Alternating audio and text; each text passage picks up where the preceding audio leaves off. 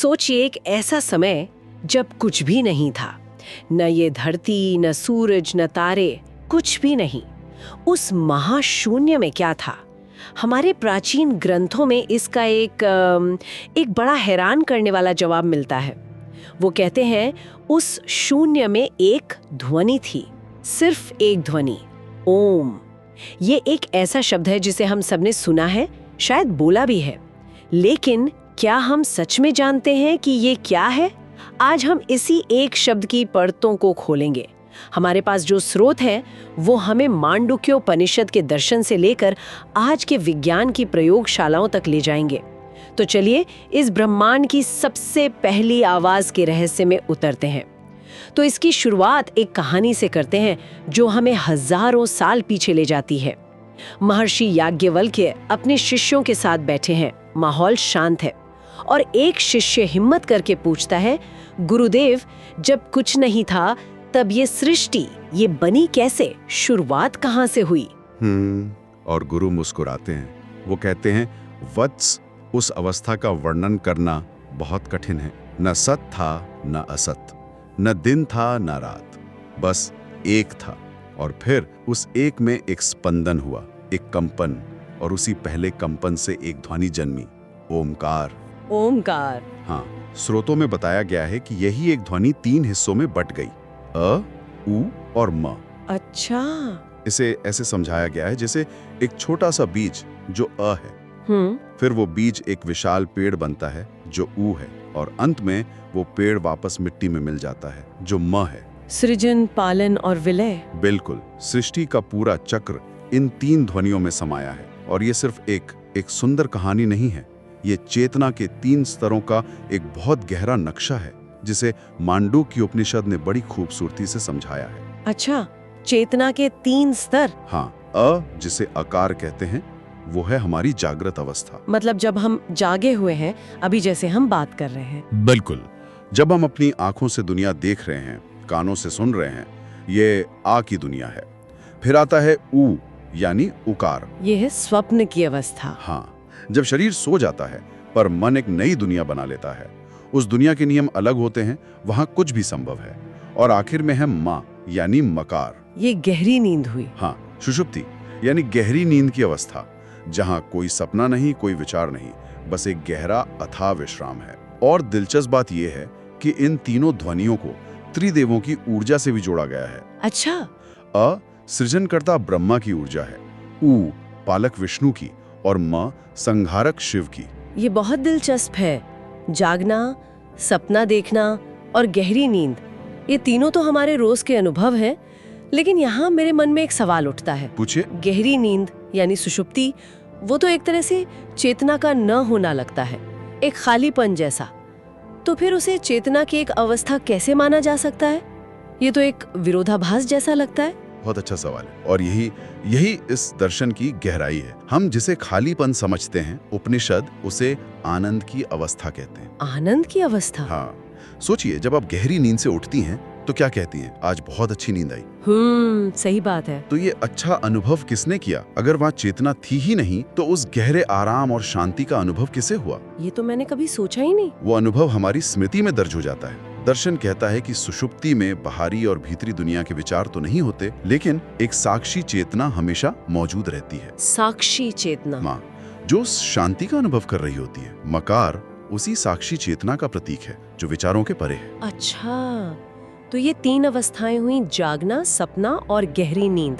ये तो हमारे रोज के अनुभव है। लेकिन जब हम ओम का जाप पूरा करते हैं तो म के गुंजन के बाद एक खामोशी आती है, एक ठहराव। क्या वो बस ध्वनि का अंत है या उसका भी कोई गहरा मतलब है? वही तो सबसे महत्वपूर्ण हिस्सा है। ग्रंथों में उसे ध्वनि का अंत नहीं बल्कि चौथी अवस्था कहा गया है, तुरीय। तुरीय। हाँ, ये अ, उ और म से परे है। इसे शब्दों में समझाना लगभग असंभव है, इसलिए उपमाओं का सहारा लिया गया है। जैसे समुद्र और लहरें। अ, उ और म उस समुद्र की सतह पर उठती हुई अनगिनत लहरें हैं जो बनती हैं और मिटती हैं। लेकिन तुरीय वो गहरा शांत समुद्र है जिसमें ये सारी लहरें जन्म लेती हैं और जिसमें विलीन हो जाती हैं। अच्छा। वो समुद्र जो लहरों के होने या न होने से बदलता नहीं, वो हमेशा रहता है। तो इसका मतलब तुरीय कोई खालीपन या शून्य नहीं है? नहीं, बिल्कुल नहीं। बल्कि वो आधार है जिस पर बाकी तीनों अवस्थाएं टिकी हुई हैं। जैसे एक स्क्रीन जिस पर जागृत, स्वप्न और सुषुप्ति की फिल्में चलती हैं, पर स्क्रीन खुद उन फिल्मों से अलग रहती है। बिल्कुल सही पकड़ा। तुरीय का अर्थ शून्य नहीं बल्कि पूर्ण है। ये शुद्ध चेतना है, वो परम सत्य है जो हमेशा मौजूद है। देखिए, जागृत अवस्था आती है, चली जाती है, स्वप्न आते हैं, चले जाते हैं, गहरी नींद आती है, चली जाती है, लेकिन इन तीनों के आने जाने को जानने वाला जो मैं है, जो साक्षी है, वही तुरीय है। वही तुरीय है। मांडुक्य उपनिषद इसी को परम सत्य या आत्मा कहता है। ये वो अनुभव है जहां व्यक्ति खुद को एक लहर की तरह नहीं बल्कि पूरे समुद्र की तरह अनुभव करता है, जहां मैं और ब्रह्मांड का भेद मिट जाता है।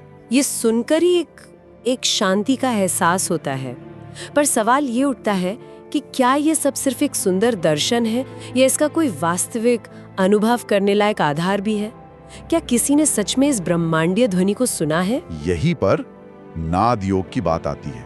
नाद योग? हाँ, हमारी ऋषियों ने हजारों साल पहले ये खोज लिया था कि अगर व्यक्ति पूरी तरह शांत हो जाए, बाहरी शोर से और अपने मन के शोर से भी, तो उसे अपने भीतर एक बहुत ही सूक्ष्म ध्वनि सुनाई देने लगती है। टकराव के मतलब? जैसे घंटी बजने के लिए हथौड़े की चोट चाहिए या सितार के लिए उंगली का प्रहार, पर यह ध्वनि बिना किसी बाहरी कारण के अपने आप बज रही है।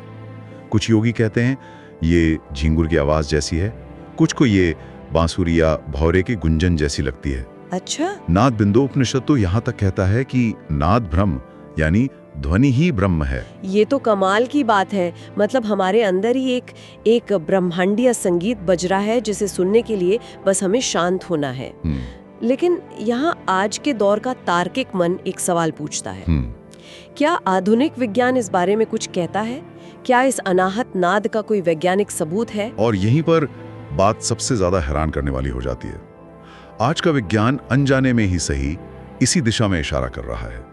खगोलविदों ने एक खोज की है जिसे कॉस्मिक माइक्रोवेव बैकग्राउंड रेडिएशन या CMBR कहते हैं। एक minute, cosmic microwave background radiation, ये तो बहुत भारी भरकम शब्द है। हाँ है तो।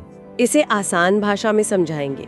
क्या ये कोई ऐसी आवाज है जिसे हम स्पेस में सुन सकते हैं? नहीं, ये हवा वाली आवाज नहीं है, लेकिन ये ब्रह्मांड की सबसे पुरानी रोशनी है। सबसे पुरानी रोशनी? हाँ, इसे महाविस्फोट यानी बिग बैंग की बची हुई गूंज या थर्मल इको कह सकते हैं। अच्छा। कल्पना कीजिए कि आपने एक बहुत बड़ा घंटा बजाया। घंटे की आवाज तो बंद हो जाएगी, लेकिन उसका कंपन बहुत देर तक महसूस होता रहेगा। CMBR उसी तरह बिग बैंग के महाविस्फोट का बचा हुआ कंपन है, जो आज खरबों साल बाद भी पूरे ब्रह्मांड में हर जगह फैला हुआ है।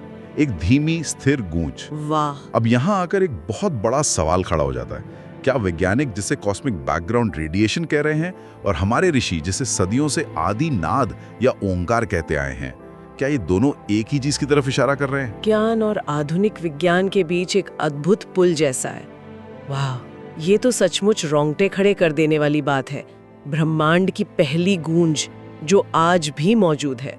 तो अगर ये ब्रह्मांडीय कंपन बाहर है और अनाहत नाद के रूप में हमारे भीतर भी, तो इसे हमारे रोजमर्रा के जीवन में कैसे लाया जाए? आज की भागदौड़ भरी तनाव वाली जिंदगी में इस प्राचीन ज्ञान का क्या महत्व है? इसका सीधा और गहरा महत्व है। स्रोतों में एक युवक की कहानी दी गई है जो आज के किसी भी युवा जैसा ही था। नौकरी का तनाव, भविष्य की चिंता, रिश्तों में उलझन। वो शांति की तलाश में एक संत के पास गया। संत ने उसे कोई लंबा चौड़ा प्रवचन नहीं दिया, बस कहा, तुम 3 महीने तक रोज सुबह सिर्फ 10 मिनट ओम का जाप करो। बस 10 मिनट? बस 10 मिनट। युवक को लगा इससे क्या होगा, पर उसने करना शुरू किया। पहले कुछ हफ्ते तो मन भटकता रहा, पर धीरे धीरे उसने महसूस किया कि ओम के उच्चारण से उसके भीतर कुछ बदल रहा है। क्या बदला? एक गहरी शांति उतरने लगी, मन के तूफान थमने लगे। 3 महीने बाद उसकी परिस्थितियां तो नहीं बदली थीं, पर उन परिस्थितियों से लड़ने की उसकी आंतरिक शक्ति बढ़ गई थी। ओम उसके लिए एक लंगर बन गया था जो उसे मन के तूफान में स्थिर रखता था। ये अनुभव के स्तर पर तो समझ आता है। लेकिन क्या इसके पीछे कोई विज्ञान भी काम कर रहा है? क्या होता है हमारे शरीर और दिमाग में जब हम ओम का जाप करते हैं? हाँ, इसके पीछे अब ठोस न्यूरोसाइंस और फिजियोलॉजी है। शोध में पाया गया है कि जब हम अ, उ और म का सही उच्चारण करते हैं तो उससे पैदा होने वाला कंपन हमारे शरीर पर अलग अलग जगह असर करता है। अच्छा। अ की ध्वनि नाभि के पास कंपन पैदा करती है, उ छाती में और म मस्तिष्क में। ये एक तरह की आंतरिक मालिश है। वाह। और इससे भी महत्वपूर्ण बात यह है कि ओम के जाप से हमारे मस्तिष्क में अल्फा तरंगे पैदा होती हैं। अल्फा तरंगे? हाँ, ये वही तरंगे हैं जो गहरे ध्यान या पूरी तरह रिलैक्स होने की स्थिति में बनती हैं। इसका सीधा असर हमारे नर्वस सिस्टम पर पड़ता है। रक्तचाप सामान्य होता है, हृदय की धड़कन धीमी और स्थिर होती है और तनाव पैदा करने वाले हार्मोन जैसे कॉर्टिसोल का स्तर घट जाता है। और एक और हैरान करने वाली बात जो स्रोतों में मिली वो श्री यंत्र वाली। क्या ये सच है कि इस ध्वनि का एक ज्यामितीय आकार भी है? मतलब क्या हम ध्वनि को देख सकते हैं? हाँ, और यही वो बिंदु है जहां विज्ञान और आध्यात्म हाथ मिलाते हुए नजर आते हैं। साइमेटिक्स नाम का एक विज्ञान है जो ध्वनि के कंपन को दृश्य रूप में दिखाता है। साइमेटिक्स? हाँ, जब एक विशेष यंत्र जिसे साइनोस्कोप या टोनोस्कोप कहते हैं उस पर रेत या तरल रखकर ओम की ध्वनि की आवृत्ति दी गई तो एक अद्भुत पैटर्न उभरा। और वो पैटर्न हजारों साल पुराने श्री यंत्र मंडल से लगभग पूरी तरह मेल खाता था। क्या बात है! ये सोचना भी अविश्वसनीय है कि हमारे ऋषियों ने बिना किसी तकनीक के ये कैसे जान लिया था कि इस ब्रह्मांडीय ध्वनि का एक विशिष्ट ज्यामितीय रूप भी है। ऐसा लगता है जैसे उन्होंने ध्यान की गहरी अवस्था में ध्वनि के इस रूप को देख लिया था। ये तो वाकई अविश्वसनीय है। मतलब ओम सिर्फ एक शब्द नहीं, एक दर्शन नहीं, बल्कि एक पूरा विज्ञान है। हमारे ग्रंथों में तो इसका जिक्र हर जगह मिलता है। हर जगह। तैत्तिरीय उपनिषद का एक छोटा सा सूत्र है, ओम इति ब्रह्म, ओम इति सर्वम। ओम ही ब्रह्म है, ओम ही सब कुछ है। बिल्कुल। इस एक वाक्य में पूरा वेदांत दर्शन समाया है। महर्षि पतंजलि अपने योग सूत्रों में कहते हैं, तस्य वाचकः प्रणवः, अर्थात ईश्वर का नाम उसका सबसे करीबी प्रतीक प्रणव यानी ओम है। और हमारे संस्कृति में तो ये रचा बसा है। जन्म से लेकर मृत्यु तक के 16 संस्कारों में हर पूजा, हर यज्ञ, हर शुभ कार्य की शुरुआत ओम लिखे बिना या बोले बिना अधूरी मानी जाती है। स्रोतों में तंत्र शास्त्र का भी जिक्र है जहां इसे बीज मंत्र कहा गया है। ये बीज मंत्र क्या होता है? क्या ये किसी तरह का आध्यात्मिक पासवर्ड है? हाँ, आप इसे ऐसा समझ सकती हैं। तंत्र की दृष्टि में ओम सभी मंत्रों का बीज है। जैसे एक छोटे से बरगद के बीज में एक विशाल पेड़ की पूरी संभावना छिपी होती है, उसकी जड़ें, तना, शाखाएं, पत्ते, सब कुछ। उसी तरह ओम के एक अक्षर में ब्रह्मांड की समस्त ऊर्जा और चेतना की संभावना छिपी है। तंत्र में एक बहुत गहरी प्रक्रिया है जिसे शक्तिपात कहते हैं। शक्तिपात? हाँ, जब कोई सिद्ध गुरु अपने शिष्य को ओम मंत्र की दीक्षा देता है तो वो सिर्फ एक शब्द नहीं दे रहा होता है। माना जाता है कि वो उस शब्द के माध्यम से अपनी आध्यात्मिक ऊर्जा का एक अंश शिष्य में स्थापित कर देता है, जो शिष्य के भीतर सोई हुई कुंडलिनी शक्ति को जगाने का बीज बोता है। अच्छा। इस दृष्टि से ओम सिर्फ एक ध्वनि नहीं बल्कि ऊर्जा के संचार का एक जीवंत माध्यम है। तो आज की इस पूरी चर्चा का सार क्या निकलता है? हमने कहानी से शुरू किया, चेतना की अवस्थाओं को समझा, ब्रह्मांड की गूंज और विज्ञान तक पहुंचे। इन सब का मतलब क्या है? मतलब यही है कि ओम सिर्फ एक शब्द या मंत्र नहीं है। ये एक पूरी यात्रा लगती है। हाँ, एक पूरी यात्रा।